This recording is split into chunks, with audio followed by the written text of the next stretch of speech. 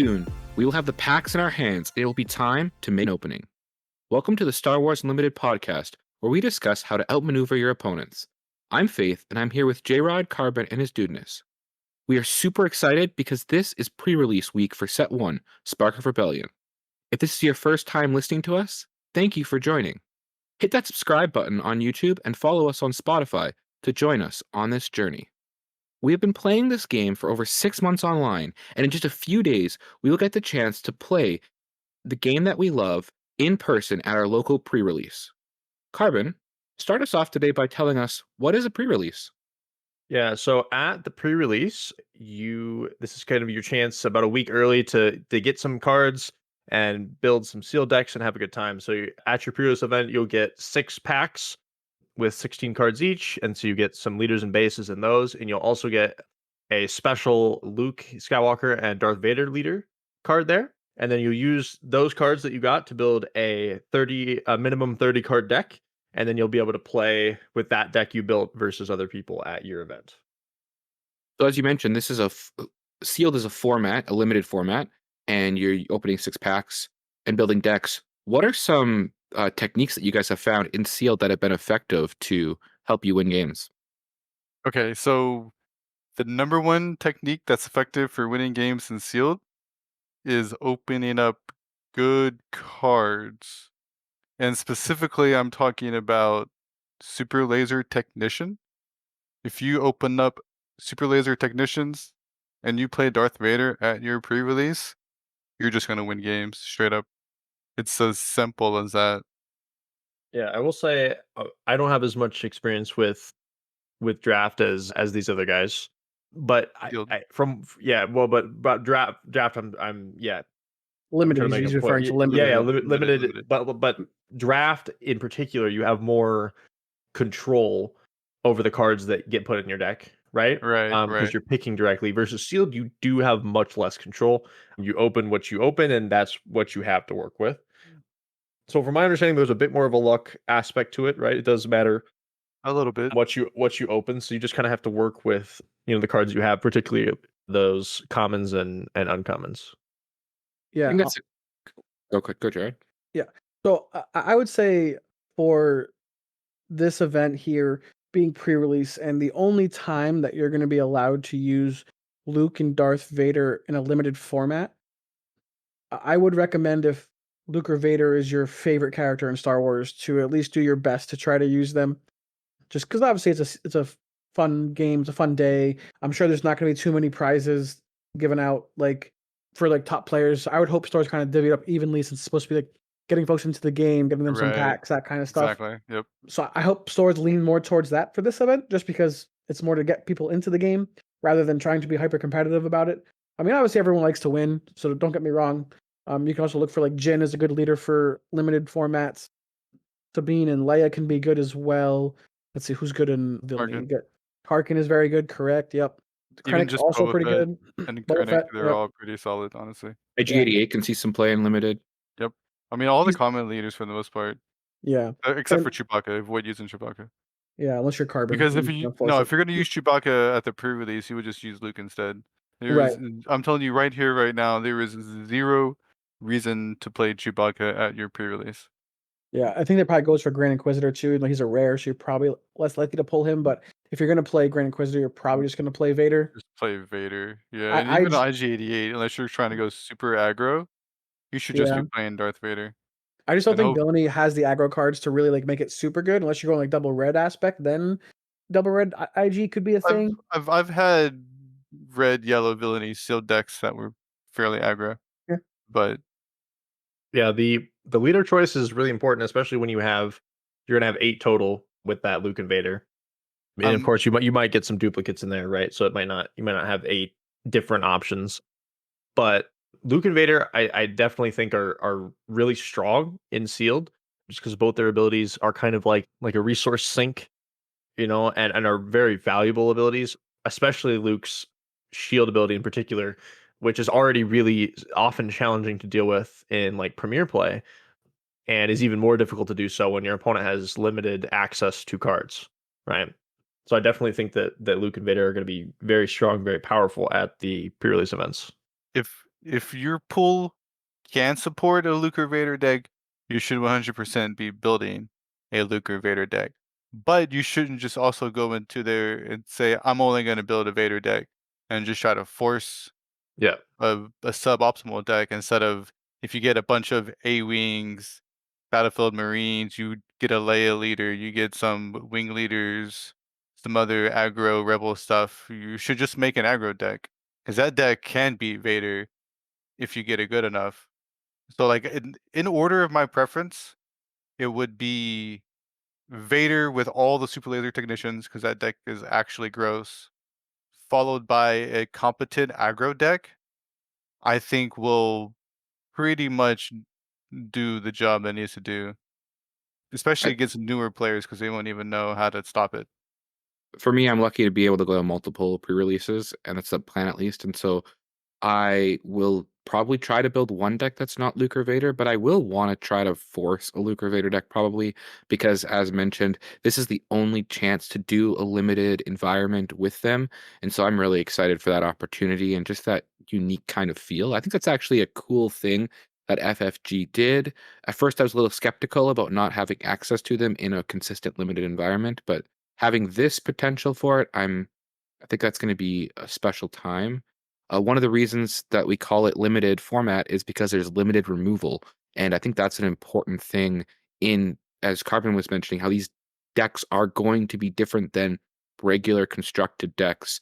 Your creatures or your units are going to last a little bit longer. There's going to have your opponent's going to have less things in their hand to deal effectively with what you're doing. So, getting some efficient units could be really helpful in limited. Yeah, and Yeah. at the end of the day, I would say just try to have fun with it too. You know, I mean, it's obviously the first time that we're all gonna get our hands in the cards. So do your best to win, but also remember, like, we're there to have fun. And we're finally getting these cards in our hands. The game's gonna be here soon. You know what I mean? So just remembering that that's like the end goal of this whole thing. Yeah. I mean, if some stores might end up doing some sort of, like, I guess, pricing with some packs that they receive. I kind of hoping that they just start giving those out to players for participating. And so, I mean, if that's the case, I'm planning on just having, fun with it. If I see, a cool wacky idea for a deck, I'm probably going to build that.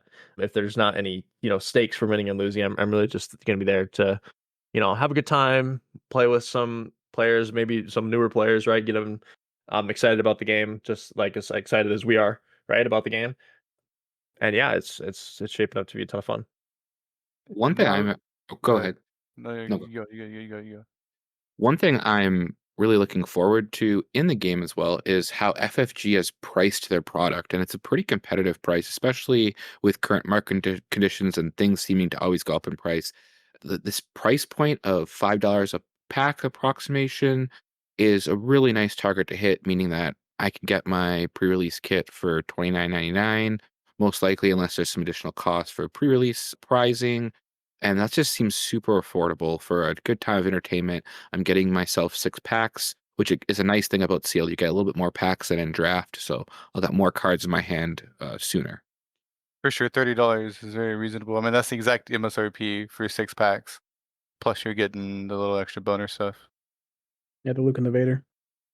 I'll say for my first pre-release on Friday, I don't think many folks will be able to say that they have a multiple time world champion going to their pre-release, but I can say that. Multiple time Yeah. world So champion. yeah, he won a Worlds, I believe, for the Star Wars TCG back in the day, and he also won for Destiny as well. It's Mike Gem or Bobby Sapphire from KTOD/Hyperloops. He's already confirmed that he'll be there. He's a great guy, awesome guy. Super excited to see him. Haven't seen him in a little bit now, so that's always cool. But it raises the level of competition. You can't just go there and say, "I'm just gonna have fun with it." If you want to win, anyways, you know what I mean. So it'll be an interesting first pre-release for that for sure. It'll be a great time, of course, but just being able to play against great players like that is something that I really enjoy. Just a little name dropping, bro. I see. Yeah, you know. Just, On just that a casual name drop.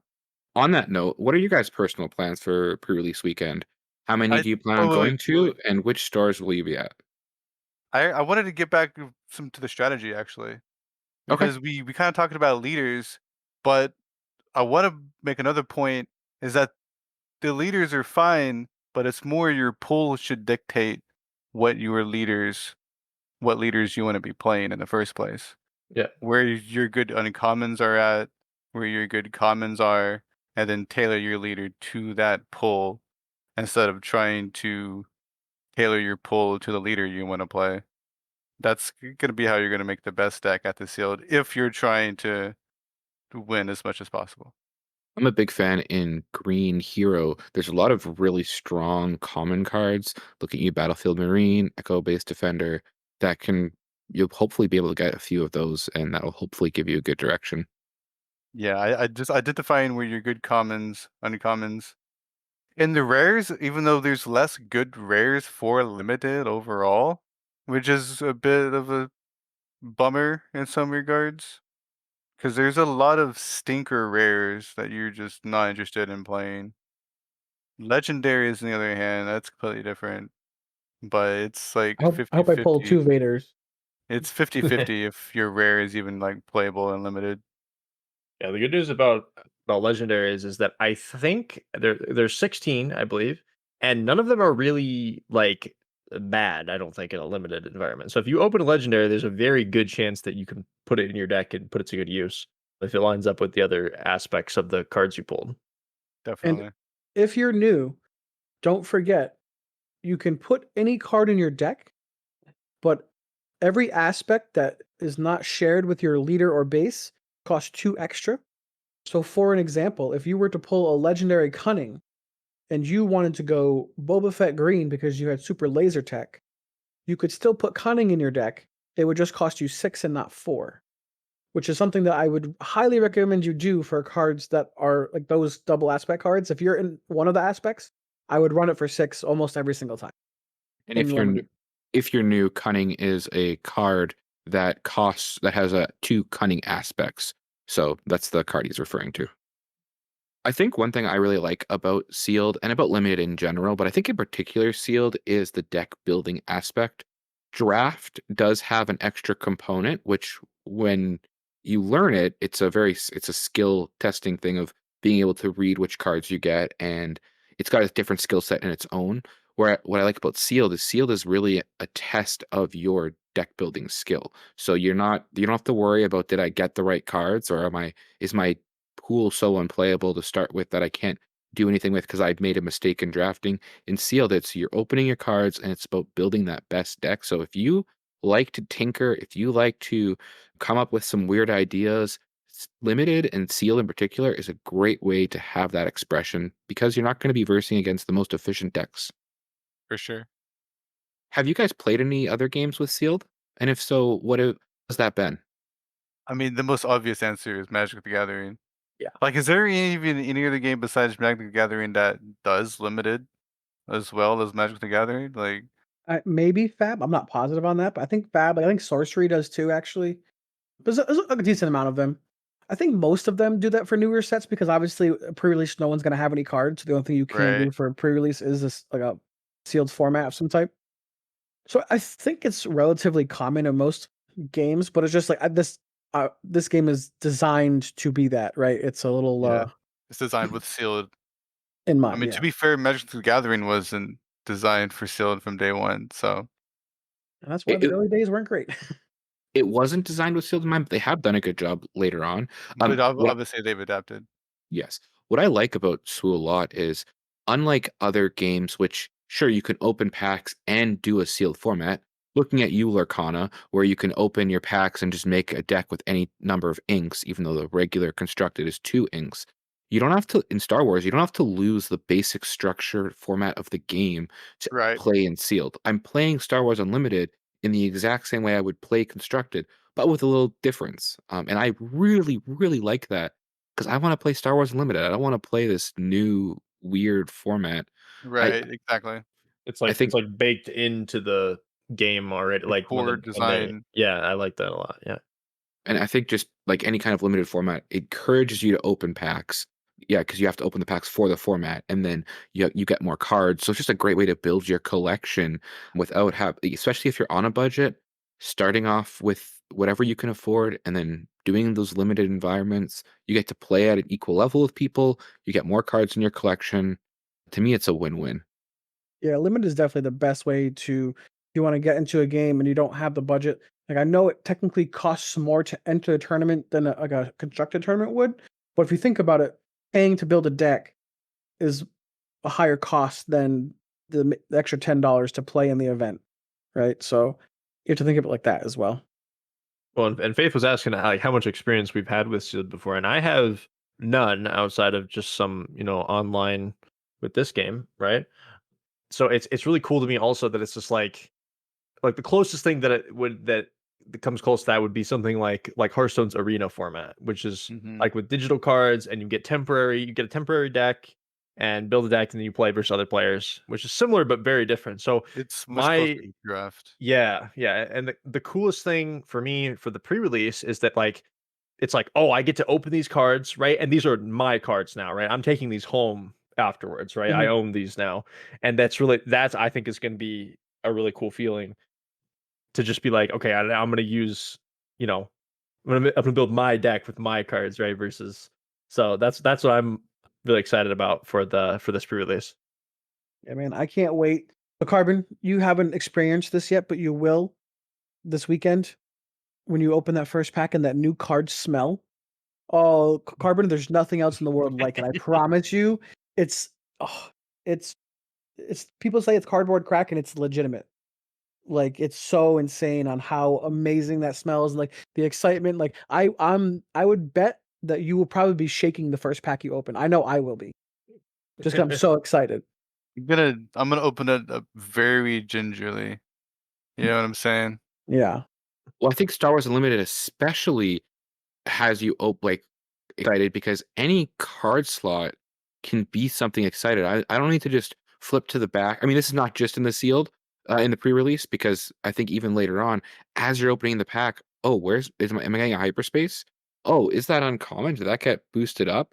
And so there's just so many more options, I think, which I'm really excited for, and even the opening pack experience.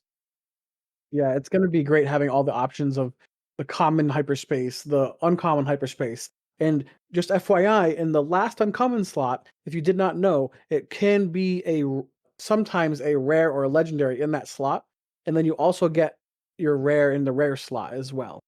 And the Like, foil could also be a it'll be rare or rare. So legendary. you could potentially get 3 legendaries in one pack, and that would be, oh In a man, word, poggers? yeah, it And would be and in, insane. and the best thing as well, you get a rare leader.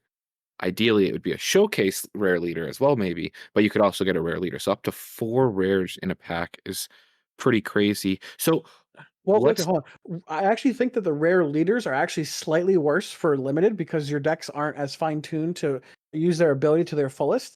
So I actually think that the common leaders are actually better for limited because they're typically better because they're simpler and they're like designed to be better with Easier to get the value out of, yeah, right. which is the best leaders are the ones that you get the most value out of. The worst leaders are the ones that you get the least value out of.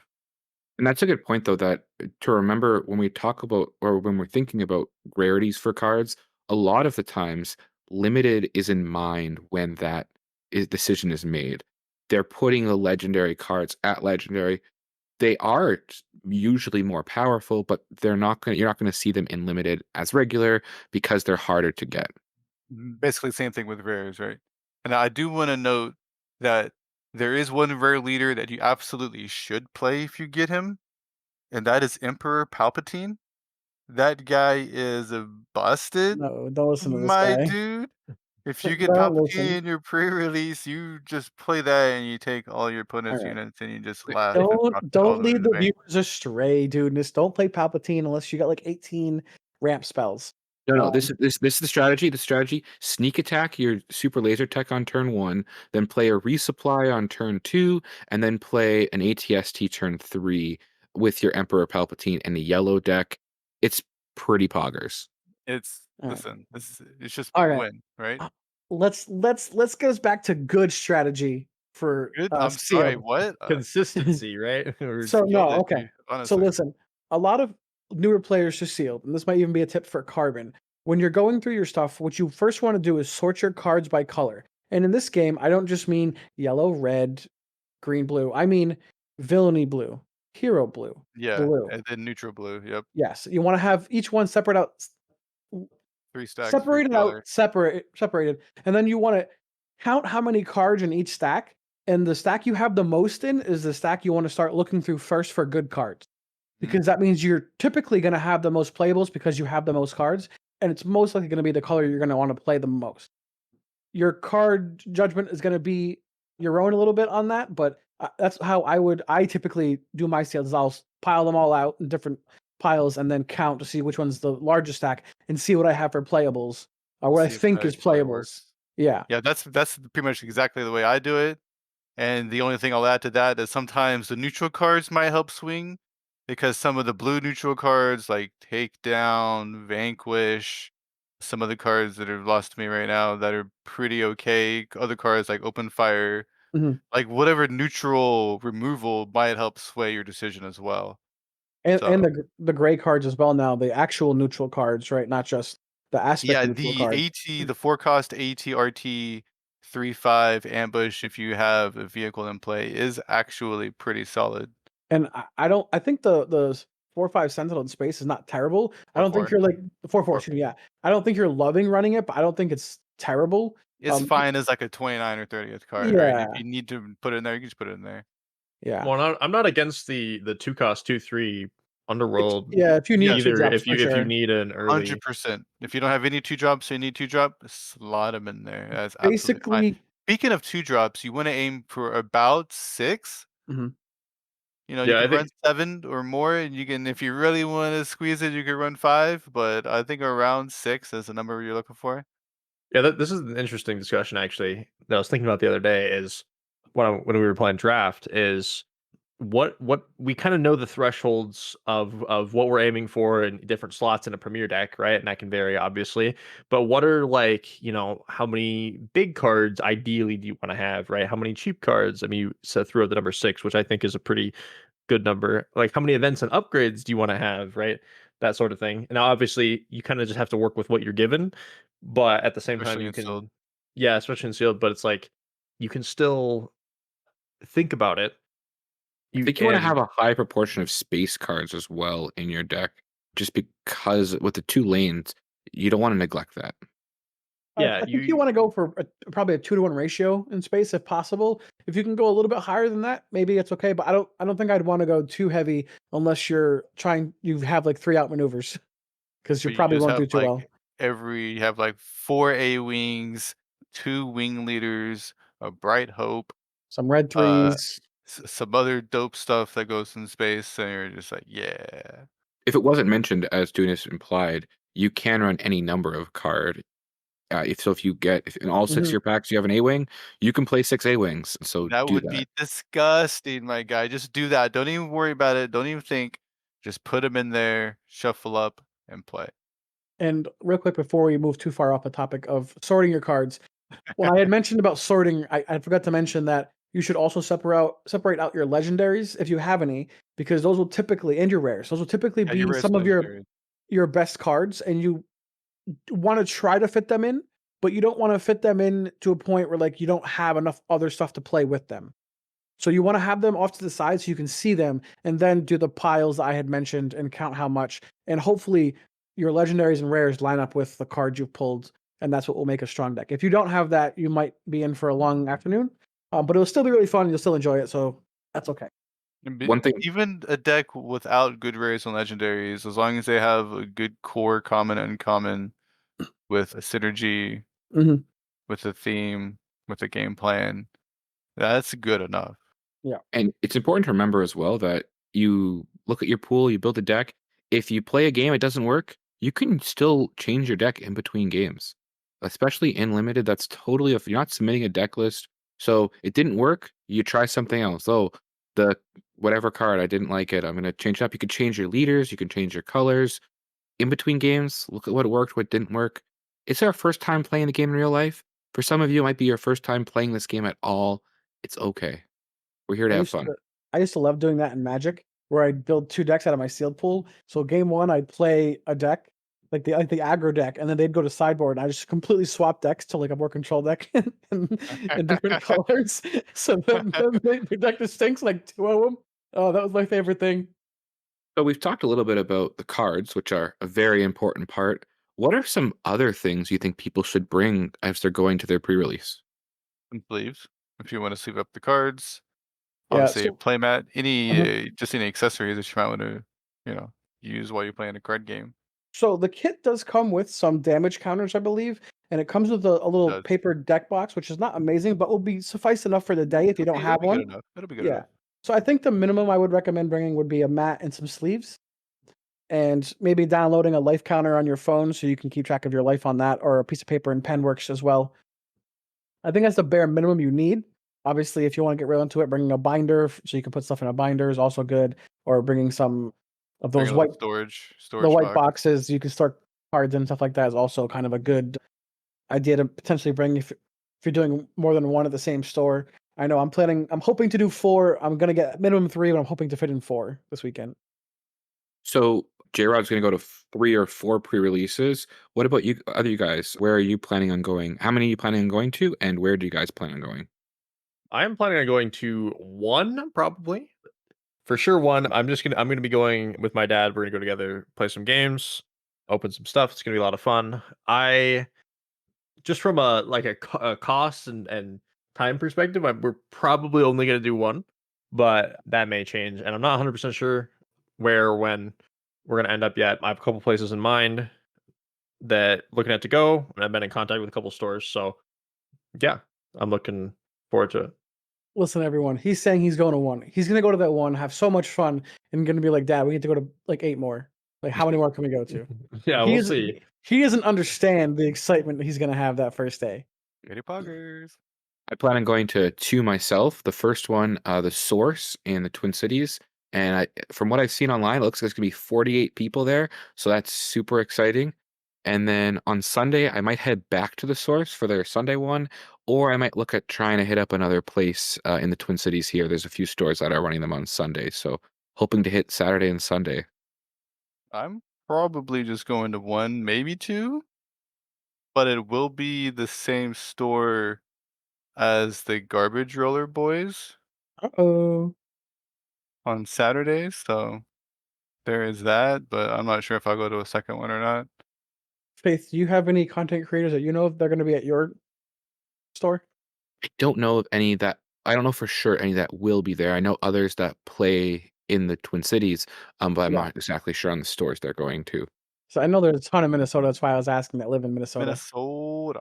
Minnesota. So Because it's funny, right? So I have someone else in mind. Dudeness has the garbage rollers, and I was like, if you have it, and like, so Carbon's not, he's traveling and going to a different state, so he also would be in Minnesota as well. So I would have imagined that one of you two would have bumped into someone for creators. It's kind of odd that like all these spots have all these creators, right? Maybe there's just so many creators for this awesome game. Maybe that's the case too. Who knows? Jrod, where are you planning on playing? So let's see. Friday it's going to be the Armory in Fairhaven, Massachusetts, and then I'm not sure exactly when for the other two, but my other store that I help out with a couple days a week, Game King in Fall River, Massachusetts, they're hoping they're going to do 2. They have enough kits to run 2. If they max at 16 people, I don't think we'll have massive numbers like the 30 or 40 that you just mentioned. 48, I think. Yeah, it's a crazy number for one pre-release. Typically, I think people should expect like 20 to be a big number. 15 is a big number for a pre-release, at least in my experience, because my area there's like a lot of stores really close by, but none of them are like massive because they're all so close. If that makes sense. Like, because I just went to Connecticut for my last Learn to Play, and Connecticut had 2 massive stores. I had never seen stores those big because and those are more spread out. So like ours are so close that they can't get that big, and like these stores because they're so far apart, they're like massive, and they hold like hundreds and hundreds of people. So So again, I can't stress how excited I am in less than a week to be opening cards for Star Wars Unlimited. Minus a showcase, what are some of the cards, at least one, that you hope to open in your pre-release? 2 showcases. Okay, not including showcases. Two No, showcases. you said other than a showcase. That was 1. 3 You said showcases. yeah. So correct. 3 Yes, showcases is my 6 answer. 6 showcases. Cut this All out. of the show. Cut this out of the final. We can edit this out later. We're not gonna do that. It's staying in. I do the editing. It's staying in.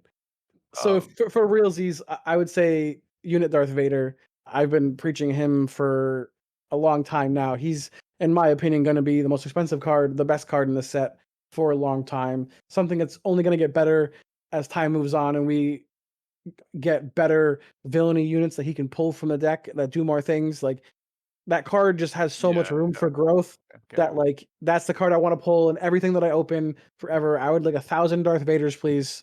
Thank you. Which treatment are you wanting the most? I'm a hyperspace guy. I like the full art stuff. I don't really care for foils as much. I'll take whatever I get. Don't get me wrong. If I get a hyperfoil, I'm down. I'm Or not just gonna a say regular no. foil? Yeah, I'm all in. That's fine. Sounds great. I'll take that too. Fantastic. No, Yeah, realistically, I want just the good red heroic rares. We're talking like our boys K2, Red 3, Heroic Sacrifice, For a Cause I Believe in. These are the rares that I'm looking to get, hoping to get at the pre-release. yeah. I mean, in terms of like different like card variants, I guess there's a ton of common and uncommon stuff that I want to open, right? And there's like, of course, common stuff that I'm like, ah, yeah, it'd be really cool. You know, if I open 2 takedowns and I get to use those in my pre-release deck, that's gonna be pretty cool. So that card's pretty good. I'm trying to think for legendaries, I would be super excited to get one of like the big control legendaries. So for like hero, like either Luke Skywalker or Home One, or for villain, Avenger or Super Laser Blast. I think those would be my top legendaries that I'd be really happy to open any legendary, right? But those are the ones that I'd be like, oh yeah, that's so cool. I'm gonna stick this big card in the deck and play it and do some shenanigans. So and then I'd kind of just want to Fire get, I red. think it'd be cool to get like a hyperspace leader would be cool. Mhm. I kind of hope I I I get one of definitely those. agree with that. And actually, I want to change my answer to hyperspace tokens. Uh, I want so, to. so I for want those that every don't, pack to be a hyperspace base with a token on the other side. yeah, for those that don't know, on the back of your base, there's a token. In set one, it's either going to be a shield or an experience counter. And if your base is hyperspace, your token's hyperspace. 2 for 1. And you cannot get foil bases slash foil common bases slash tokens in this first set. You can get foil uh rare bases, but they do not have a token on the back of it. That would actually be a really cool pool also. It'd be like a hyperfoil rare base and like one of the ECL really or Target strong Town. ones. Yeah, Target Yeah, Town ECL or or Target Town. Energy Conversion Lab. Yeah. That would be a really nice pull because then you could use that for a long time. You only I need agree one of with that. them, I agree right? with that. You can use that in your premier decks too. That seems like it'd be an awesome thing to get as well. I think it was Jay from Unplayable in the community creator content event, and his pool consisted something of a Han Solo and 2 Millennium Falcons. So I will not complain if that is my pool. Yeah, I mean, Tyler Parrott opened up 2 Luke Skywalkers in his, so I guess I'll Yo, take that as well. If yo. if if RNGesus decides to bestow on me the crown of victor for the day, because these are 30 card decks, folks. If you have a bomb card like a Luke or a Vader, you're gonna see it more often than you might see it in another game's limited format because the decks are so small. A good point about the decks being 30 cards and being so small. If you get a Vigilance, milling your opponent in limited is pretty potential. It's not an auto win like in other games, but 3 life per card they would have drawn is a lot. And I may have lost 2-1 in a game against someone in this pod, and it was sad. It definitely wasn't me. I definitely didn't mill out Faith with a vigilance in a draft game. Got him. Well, I love how when we first had like we started playing limited in the beginning, but we didn't have all the cards, and we had vigilance, and like no one was playing it for the mill effect. And I think you and I were the first ones that I saw go to go to the where mill actually mattered. Remember that game, Dudeness? Like we went back and forth, just swinging haymakers. It came down to just milling. It was kind of hilarious. So something to keep in mind. Also, you could run more than 30 cards. So if you see your opponent has that in game one, it might be a good idea to put some extra cards in your deck just to help out with that scenario. It should be noted that I think most stores are going to be doing best of ones for pre-release weekend, and Probably. so So there might not be the sideboarding potential, but again, you can change your decks in between matches into however you need. Well, let us know if you're as excited as we are for the launch of Star Wars Unlimited by smashing that like button and letting us know in the comments how many pre-releases you will be attending. Join us next week as we discuss our pre-release events and share the experience of getting to play in person. Thank you for listening, and we will see you next time on Outmaneuver. Cheers, guys. Getting cut out.